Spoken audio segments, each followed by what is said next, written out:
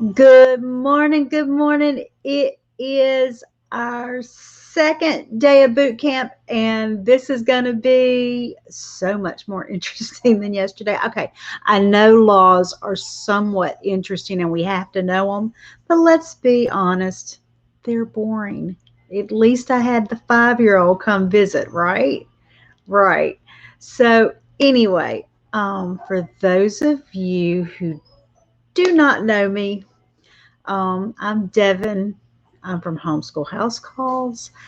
I am your hostess with the mostest for this week's boot camp. We have 6 workshops this week. Next week, we're going to have a lot of fun, but I wanted to take a minute. I always get a little bit nervous and rattled when I'm doing the workshop. Usually, I am either interviewing someone or facilitating the workshop, and I'm so much more chill. So, anyway, I'm Devin. I have 5 kids. I've homeschooled for 17 years. My youngest is 5. She's my happy surprise. I had her at 45. I actually met a mom at the splash pad yesterday, and we were talking. She's got 2, and she was pregnant, and just as cute as can be. And we're talking about how Lacey was my surprise, and I was 45 so when I had her. So that's always a fun conversation at the splash pad. But anyway, so today is our second workshop. Yesterday was all about homeschool law, and you can go back and catch it. It will be here for 2 weeks, and then it'll disappear from the groups. I love y'all, but this one of the reasons I do the boot camp is to have it on YouTube so that I can share with other people because everything gets lost in Facebook. But anyway, so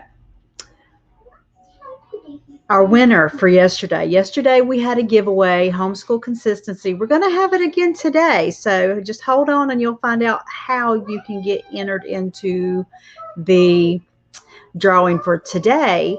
But we have to pick a winner for yesterday. We had so many great comments. People were listening to the super secret word. We're going to do something different today. We're not going to have a super secret word, but you've got to wait to find out what to do. So anyway, Lacey's going to come draw the name. You're going to come draw the name for me? Come on. She's going to come draw the name. I'm going to mix it up. Here, look, I got all these names. I'm mixing them up. Mix, mix, mix. Mix, mix, mix, mix, mix, mix, mix, mix, mix. You're going to draw a name? Stick your arm in. You can stick your arm in. That's why I picked her, because she can do that. Okay. Pick one piece of paper. One. Okay. She picked one. Let's put it over here. Let's see. Michelle Jordan Farmer. Oh, you won. Woo-hoo! Can you say congratulations? No. Okay. Good morning. So the winner is Michelle Jordan Farmer. I will contact you and PM you how to get that. We are going to have a drawing for the same one. We might,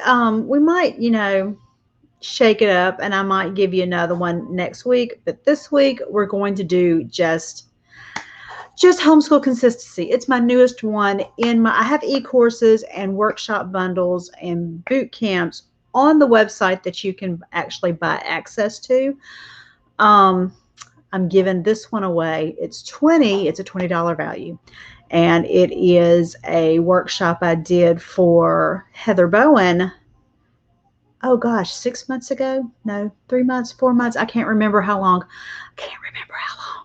But we have that. We have a conversation, and we have some stuff that will support you in your pursuit of being consistent.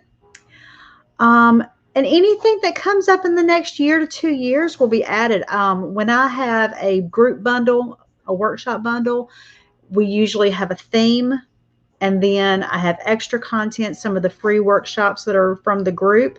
And then anything that I do, any workshops or anything going on that I do that has to do with that workshop is all put in there as extra content. So you're not just getting that one workshop that I did, you're getting anything that we have that come across the groups for free, anything paid that go along with that subject. So it's like if I had one that was how to teach science, it would have my main workshop that is usually done for a conference out somewhere, not usually inside our group. And then you'll have all the free content, whether it's me, whether it's other speakers, it's all put in there as extra content to support whatever the first workshop is.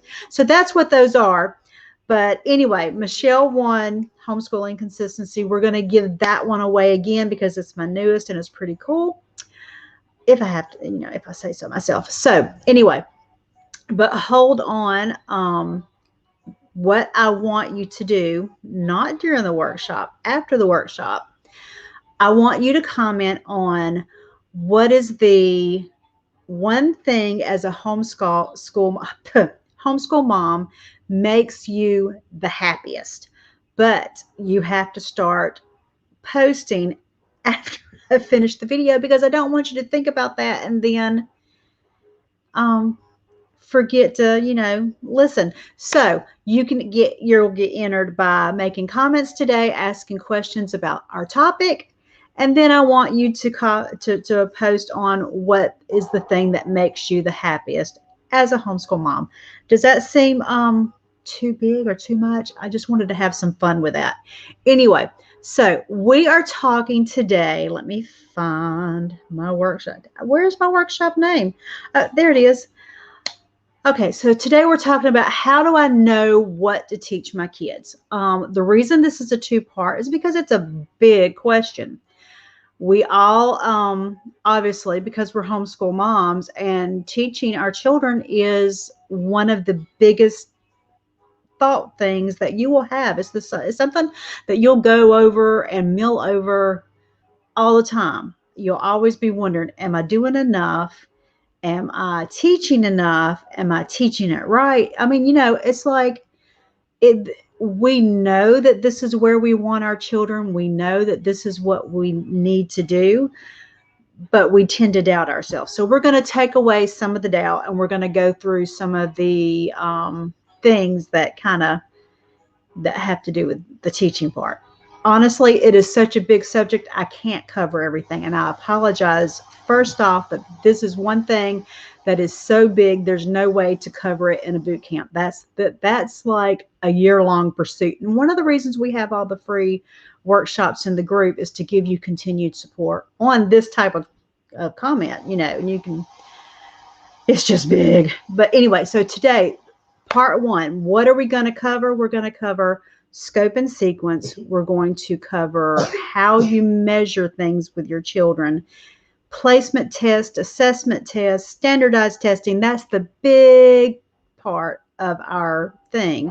And then if I feel like we have time, we will work on our learning styles. So those are really big subjects. I don't know that we can cover everything today. We probably will add some in tomorrow. But good morning. This is one of the times I can't, I have to go back and forth between my points and my comments. So y'all bear with me. Okay, so teaching our kids. The first thing is having a measuring stick. This is where you're going in your mind, am I doing enough? Okay, so we're going to talk about being realistic. We're going to talk about what these things are. So scope and sequence. You hear the word, it's a big official scary type sounding word. Worm. I have the kindergarten with me. She doesn't have any worms, but she tends to distract with her cuteness. She has cuteness powers. She's giving me a naughty look. But anyway, so scope and sequence is the term that you will see when a public school is talking about what they're covering for the year. I'm going to show you some places to look, and I forgot to pull up Google, so give me just a minute. It will take just a minute to pull that up. I'm going to share my screen, and we're going to look at scope and sequence. Let's see. Gonna go over here. There it is. Okay, so Google. Now, scope and sequence. You can find it by saying something like Alabama. I'm using Alabama as a example. You do not have to be from Alabama to do this. You can just look, type in your state or your country or your school board or wherever. If you're in another country, I can help you, but I'll have to look at websites and figure out exactly. But usually the where you're from and scope and sequence will work. Scope and sequence. Don't you? It took me years to figure out how to spell that without having to rely on Google.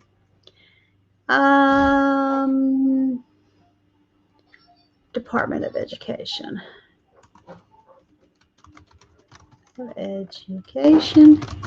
And this is usually, let's see, there it is. This is for Alabama. This is what comes up. And I'm going to show you some other places to look. But it is not easy to always find. I don't know why I pulled that one up. Let's go back for a minute. Here's another one. Here are curriculum guides, and this is what they have. Let's look and see what this one is. So they put in, you can find, this is going over what they're covering for every grade. So this is where you would find scope and sequence. I'm going to go look down. Let's just run down real quick. And so you can see what your state is teaching. I don't think they're always easy to understand. This is very nicely done. They kind of have it listed out. Some other places, let's go back to, okay, I'm going to stop this for a minute. And then we're going to go back and share that again.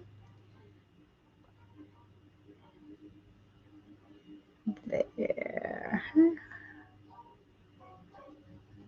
I may be in the wrong place. That's what happens when I go off of Google. I think I need to go here like that. Okay, one I like is the World Book. Typical course of study. And you can pull this up. And then they have every grade level. Now what they have is more like a, what's the word? Average of what's going on all over the country. I kind of like it better. Let's look at kindergarten. I'll show you how that looks. Let me make sure that you're seeing it because sometimes it doesn't do. Let's see, I got a question. Good morning. Let's see.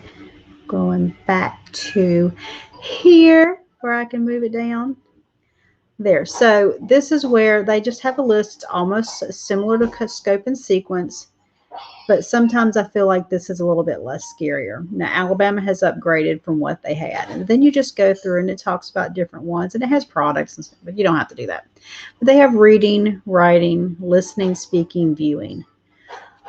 Another place, let's go and see. Do that. Another thing you can do is when my kids were little, I would type in PBS and the grade level, and sometimes they would have stuff that came up. They used to have like bullet points. If you have any concerns, you can talk to your pediatrician and they would have some. And then there's some stuff, let's see, on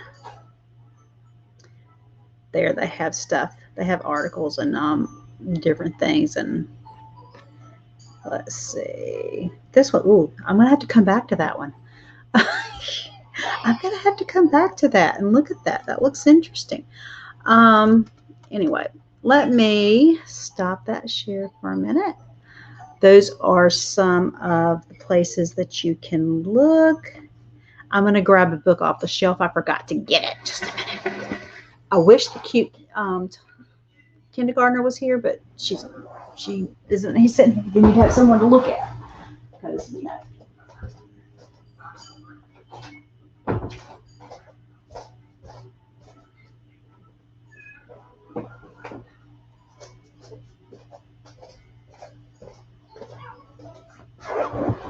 Okay, so I forgot to get this off my shelf. This is a great book too for child and adolescent development. It's between 4 and 14. So it may not go all the way up to 12th grade, but it gives you a good guide for what they should be covering and doing. So that's always a good yard. And I will put pictures in the comments, and I'll write down all the things. So that is scope and sequence. So scope and sequence is basically a measuring stick that you want to live by. Choose that measuring stick wisely. Don't take a burden that is someone else's burden. It is only a guide.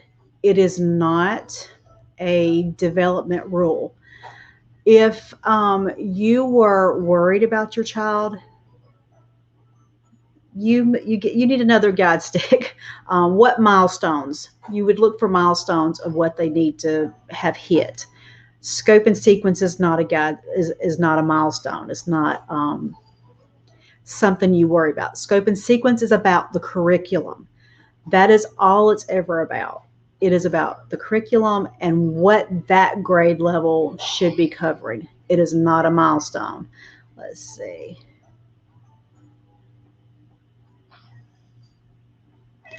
Okay, here's a great comment. I've been so locked in on what the kids, now tweens, need to know based on school curriculum that I feel like I'm not giving them enough on what would be covered versus what I want them to get covered for their career path. I think the thing is you have to remember it's not a milestone. These things may or may not be covered in the public school. They may get lost. I mean, it is only a suggested path or a desired path for that grade. And the thing is if you look at it, you're going to see it's going to be different for every school system you're in. They're not around the world. It's just a guide. So if you're locked in and making yourself stress over hitting, you can miss a lot, and you can cause a lot of stress on you and them. Now, I'm not saying you're not supposed to try to progress. I'm not even saying don't stay on grade level. I'm just saying do not bang your head. Don't take on a burden that may or may not be there. Now, some states will require, you have to always go back to your state laws. Some states have a requirement, some states don't. Some just want to see progression. So a lot of times I feel like parents will take on a burden and want to, and I'm not saying there's anything wrong with following a scope and sequence. I'm not saying that. I'm saying do not let something be bondage. Sometimes children, like, my kindergartner, a lot of times I'll talk to moms where their child is not reading at the end of kindergarten. But the thing is most of the time for school systems, they're not fluent at the end of kindergarten. They've just probably finished the phonics curriculum. And so you take on this burden that someone else has not explained what the burden even is. So I don't even know if that makes sense. But my thing is a scope and sequence, great, is nothing wrong with it. But choose wisely what you want to follow. And then don't if you get a guide stick, don't swap it out next year for somebody else's, because it's just not fair to anybody. So you want to have progression, but scope and sequence will be what the curriculum is covering. Every curriculum will have it to some point. They just may call it something different. So that is scope and sequence, and we could get stuck there, and I don't want to be stuck there. Let's do some other stuff. So placement test versus assessment test. A lot of mamas will get these confused. A placement test is showing where a child is in a curriculum. That is in a set curriculum. If you go, like with homeschooling, if you go to find a math curriculum, when you go on their website, you're going to find a placement test. That placement test is only telling you where they fit in the curriculum. It is not an assessment test. So sometimes I'll talk to moms and they'll say, oh my gosh, they're so behind. They didn't do this. They hit here with this placement test. And a placement test is not an assessment. It's only telling you where they fit in a curriculum. Anytime I've ever changed curriculum with math anyway, and sometimes language arts, every curriculum is not going to have a placement test. It's usually math and language arts. Science, at least with homeschool curriculum, there's not going to be one. They take them. All it's telling you is not telling you that they didn't pass and you did a horrible job. It's telling you where they fit. It's the same thing if you were to re-enroll your children in a public school or a private school. They're going to give them a placement test. That is not an assessment. It's just showing them where your child fits in a curriculum. Now, could that be behind or ahead of the grade level because they're going into a grade level when you're going to a brick and mortar school? Yeah, I mean, they're going to place you, but the bottom line is that is not an assessment. It's not telling you how they do. It's just putting them inside the curriculum. And if you're going into a brick and mortar school, that's going to be a grade level. If you're homeschooling, it's going to mean nothing but where they are in the curriculum. An assessment test is different. An assessment is not based on a curriculum, and it's looking to see how they perform on different functions. One, I mean, that can be a standardized test. It can also be just an assessment test. There's one I like to use that I like to suggest to parents called Let's Go Learn. It does reading and math only because those are the ones you want strong when you're homeschooling, because if for some reason they go back into a public school, those two will win out. Science is really, the practice of science is the same process every year. It's just different material. So I'm going to move that down because I'm cutting my neck off with that sign. That's weird. But so with placement, they're looking to see where you fit in a curriculum. I can actually show you one. Let me pull that up. Let me make sure I have Google because that's what it's going to want. And there we go. We're going to share. Let me show y'all what this looks like. Let's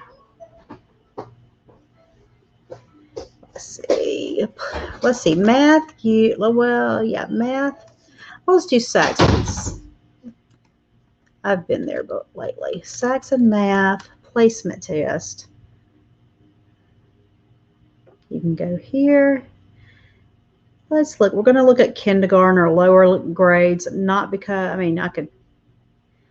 Let's see. I don't know if it's going to show this because it's not online. Let me go. Let's see if it will let me do that. Well, no, it's not going to let me. Let me think of another one.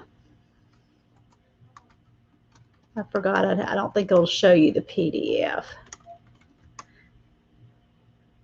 Matthew C.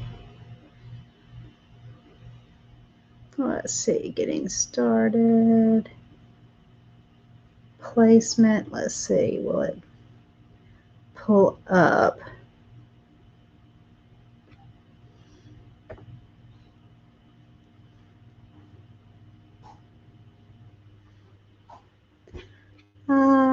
Alpha.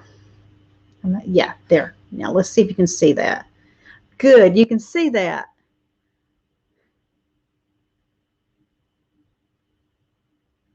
Okay, with science and what's covered, give me a minute because my brain switched gears. If you're putting, what you're talking about, putting them back into public school. So now I remember. Science is basically the same process every year, the same process of learning. It's just different material.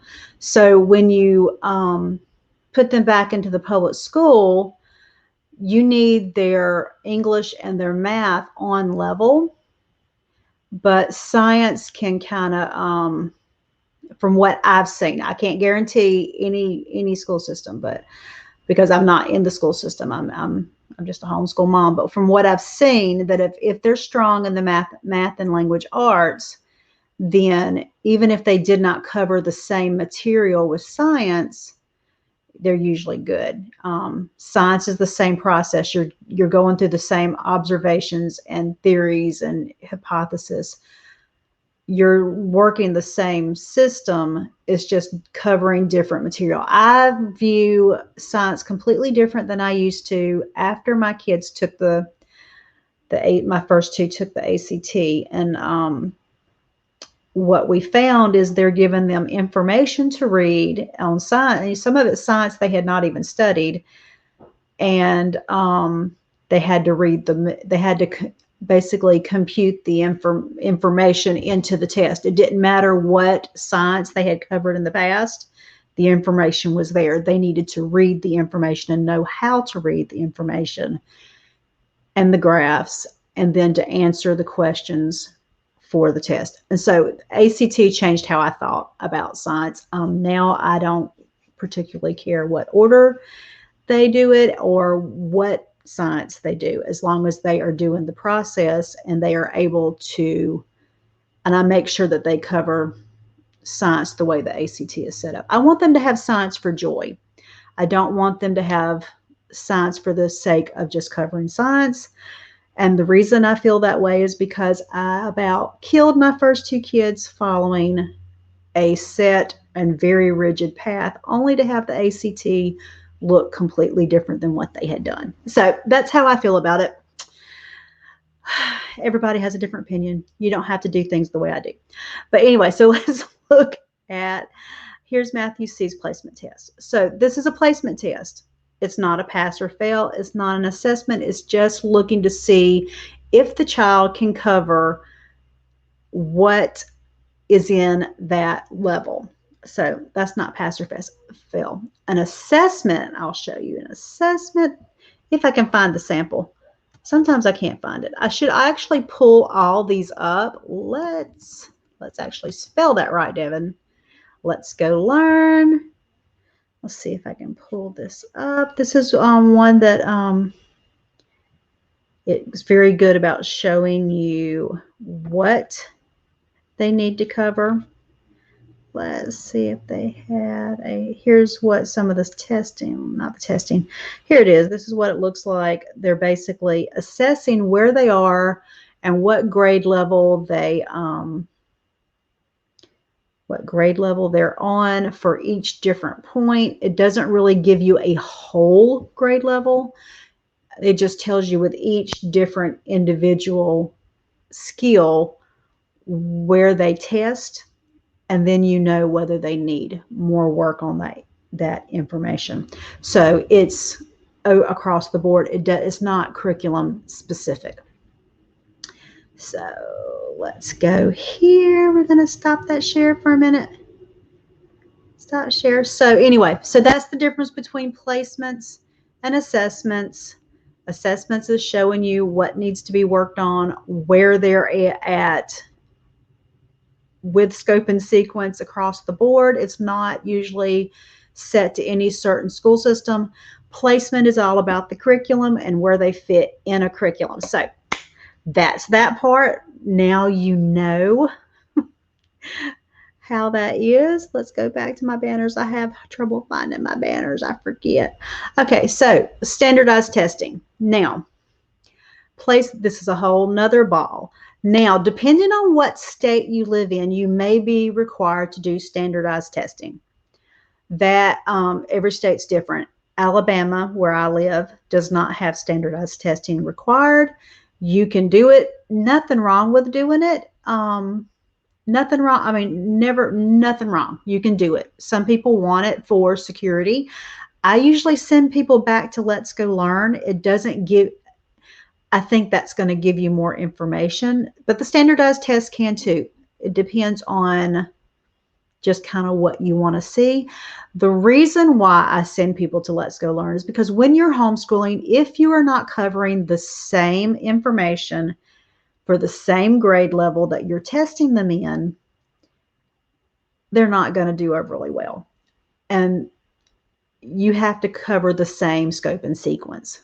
So it comes back to that scope and sequence and the curriculum and being on the same level as every other fifth grader or eighth grader or whatever grade they're in. So I usually, if you do not have required standardized testing, I usually send people back toward Let's Go Learn. It gives you good information, but it's not going to penalize. Now standardized testing, see, now, y'all, standardized testing, there's nothing wrong with it.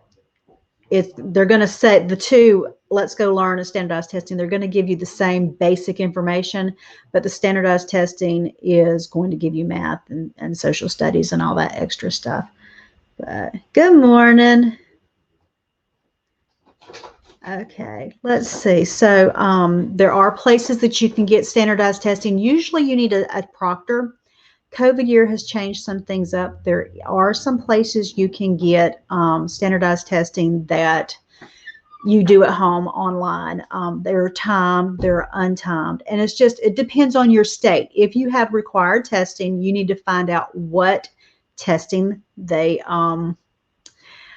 accept and then go from there. But usually if you're in a state where they require it, you're going to be able to find somewhere to get it with your local homeschool groups. They're gonna know because they're doing the same thing. Alabama, not required. It's nothing wrong with not getting it. I don't think Mississippi requires it. Florida is yes or no. It depends on what level, from what I understand, it depends on how you homeschool. There's 2 or 3 ways. They have several options that are different than Alabama. Alabama, no requirement. But it's not a bad thing. If you are in Mobile or in Alabama and you want to know where to get testing, I can just PM me and I'll send you the links of where I know. But anyway, so there's 3 kind of testings: placements, assessments, standardized testing. Now I'm going to drop in, this is extra. This is another term that most people get stressed over. But accreditation, it's almost a bad word with homeschooling, because so many times you'll have somebody come and say, where is this accredited? Homeschool programs, schools are accredited, curriculum is not.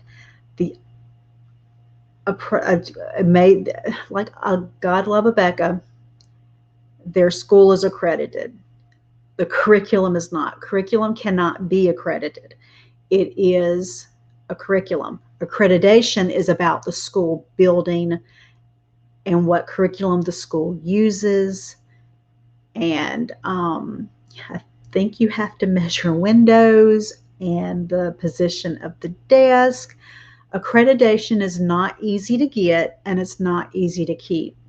So you can use accredited Abeka, but then you're paying for their program. It will probably cost close to a private school, maybe a little bit better than a private school, depending, but it will still be pricey, even if it's online curriculum. I'm not saying it's bad. I just want you to be aware so that nobody takes advantage of you. Curriculum is not accredited.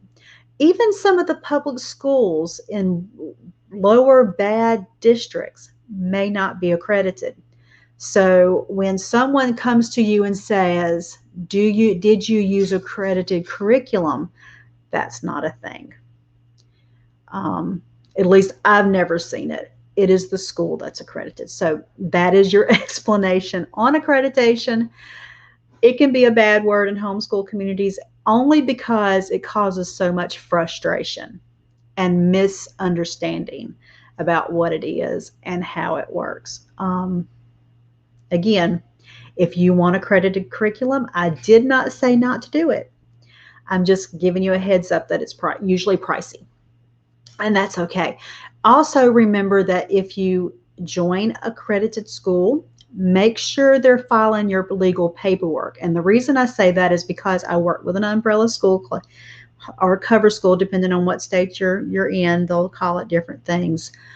And I have many parents who will end up being truant because they did not sign up with a school. They thought the accredited school was handling the paperwork, and usually they don't. So that's one thing to make sure. If you choose accredited online curriculum or accredited, however they do it, make sure they're handling your legal paperwork. Like Time for Learning, people love that one. It's considered I think they consider it accredited. I'm not sure. I'd have to go look, but they don't handle your legal paperwork. So that is just one of those things. When you homeschool, you have to separate all the things that you know, with public school, they handle everything, the legal, the yes, the school has to report that your child is actually there to the school board, because they're all almost like they're connected, but they're not connected. And private schools, they report to the school board. You just never saw it. So when you homeschool, you have to separate them mentally. There's the legal stuff over here, and you handle that. There's the curriculum stuff over here, and you handle that. Then there's the extracurricular stuff over here, and you handle that. And they're not connected. It's like a big juggling act. That's how I feel many, many days, like I'm juggling many parts. But it becomes a lifestyle, and it becomes easy, and it's only scary when it's new. So anyway, now we have talked 36 minutes. Now you need to let me know, do you want me to go just a little further? I can go over learning styles. You can post down there. Teaching styles we will definitely do tomorrow. I usually do learning styles and teaching styles together, but we could do them now if y'all want to, or we can just do it tomorrow and just do it all together. Could that, because I have been talking. I talk a lot. So she said yes. Okay, we can talk about that now. I can cover it again tomorrow. We can do that. Okay, let me pull that up. I'm going to pull something up. If I look crazy and I'm looking off, it's because I'm looking at the computer screen. So I'm going to go over here. And let's see. I always like to have at least my cheat sheet. So let's see. I got to remember where I'm going. You ever have that problem that you don't remember where you're going? Okay, I'm going to go to Google Sheets. No, is it Sheets? No, Slides. I always forget them and get them mixed up. So Slides is where you make the presentations, and I'll pull up one of mine that has curriculum. Let's see. This is one of my workshops. Let me move down. Let's see. Learning. Yeah, there. Okay, let's see. Make sure y'all. Nope, you don't got it. Now I'm going to go find it. That's what happens. Share screen. There we go. Curriculum. There. Make sure y'all can see that. I'm going to make it bigger. Let's see. There. Okay, so learning styles. We're going to go over these real quick, and we'll talk about them more tomorrow, and then we'll do teaching styles, and then we'll go over how to find curriculum tomorrow. Okay, so learning styles. There are 7 learning styles that influence how our children learn. There's visual. There's a very badly spelled audio. It looks like I've invented a word, but okay. I'm a mother of 5. Visual. That's pictures and images and spatial learning.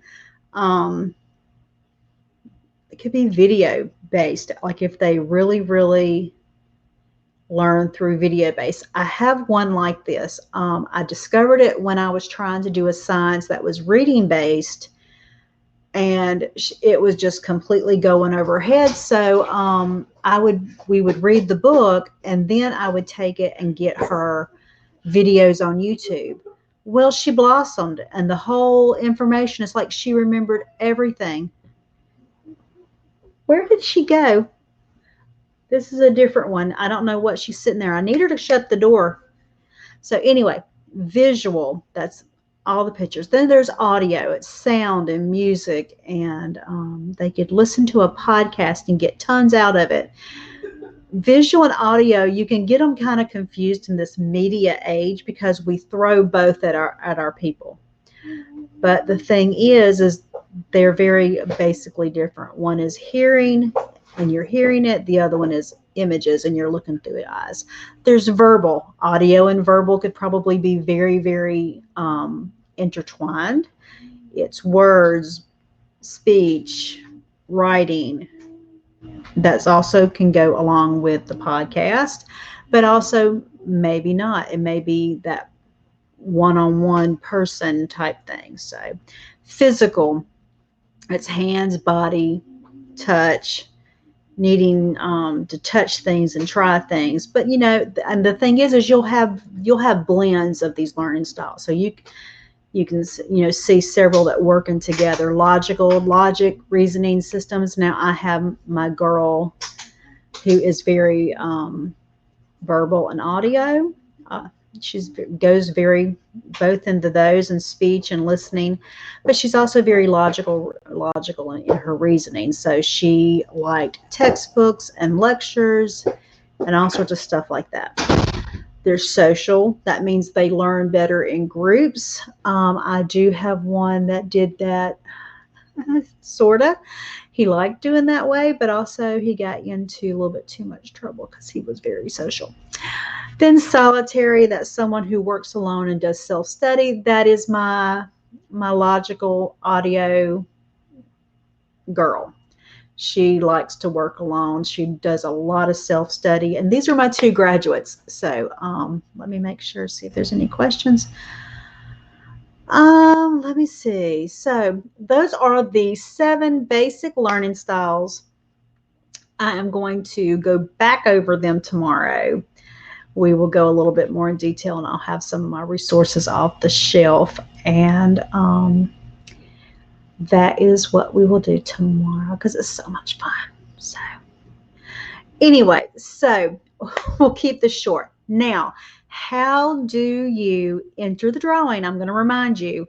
Number 1, posting in the comments as you're listening to the lecture and making comments or asking questions or saying, hey, I like that. Whatever you want to do, post questions in here. And then the second way you can get points in the drawing, go down below and post what is it that, what as a homeschool mother makes you the happiest. And so say something like, what makes me happy is, and then I'll see and maybe feel a little bit refreshed because these are heavy subjects. They're hard to do. They're really hard to do. And I promise tomorrow's a lot more fun with curriculum. But anyway, so assessment, testing, accreditation, placement, and what was the other? Standardized. So that's what we talked about today. Let me know if you have questions. It helps me know what you need covered. Let me know if you have any questions about learning styles, and then we can cover them tomorrow. But anyway, y'all have a great afternoon. I am going to do school with Lacey. We are still when I start phonics, I don't stop. It's just you can lose too much ground. So we don't stop in the summer. We will go straight through. And I know that going in, it's almost 2 years worth of work, but we will I think we'll finish everything by Christmas. And then she'll have all her phonics down pat. And right now she's doing great, but sometimes I know we have to bump and stop and go take a deep breath. But believe it or not, I never realized that teaching phonics was going to be the subject that I disliked the most. I always thought it was going to be math, but I have gone I've taught as high as pre-algebra. I didn't go above pre-algebra. I didn't feel confident. That was very bad in it. You should never allow yourself to feel unconfident. You can always learn what you don't know, but at that point, I had the baby. I started outsourcing, and the kids love teaching textbooks online, but you know, they they love it now. They might hate it later. I hope they finish at least the first two, the next two. I have two graduates, two at that point, high schooler, middle schooler, and then the baby. Who knows what we'll use with the baby? So anyway, y'all have a great afternoon. Remember to, yes, that is my absolute favorite thing. What I love best is seeing them light up when they finally get it. And that is the main reason I started homeschooling. I didn't want any other woman seeing my son's eyes light up. I didn't want any teacher teaching him how to read. It was all me. And that's how we started 17 years ago. He's going to be 20 this year. He's growing up. But anyway, I will see y'all later. Had a great time. Let me know what your questions are. Let me know what you want to know about curriculum. I will read these this afternoon, and I'm headed off to do school with Lacey. Have a great day.